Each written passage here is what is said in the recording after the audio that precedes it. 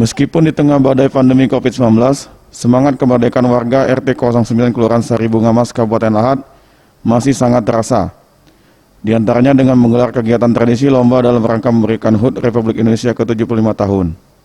Berbagai kegiatan lomba diselenggarakan tidak hanya diikuti oleh anak-anak saja, namun juga diikuti oleh ibu-ibu dan bapak-bapak.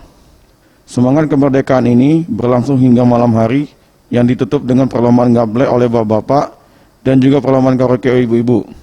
Selain untuk memeriahkan Hari Kemerdekaan Republik Indonesia, peserta juga ingin memperebutkan hadiah yang sudah disiapkan oleh panitia. Ketua RT 09 Kelurahan Sari Bunga Mas menyatakan, tetap menggelar kegiatan lomba peringatan HUT RI meskipun dalam suasana COVID-19 agar menumbuhkan jiwa nasionalisme sejak dini bagi anak-anak dan memupuk rasa solidaritas antar sesama. Namun kegiatan lomba ini dilakukan dengan tetap menerapkan protokol kesehatan dan hanya diikuti oleh warga di RT 09 Kelurahan Sari Bunga. Senang dengan kegiatan ini, ya kan, kita walaupun sebenarnya kita masih dalam kondisi waspada COVID-19 ya, tapi protokol kesehatan tetap kita laksanakan.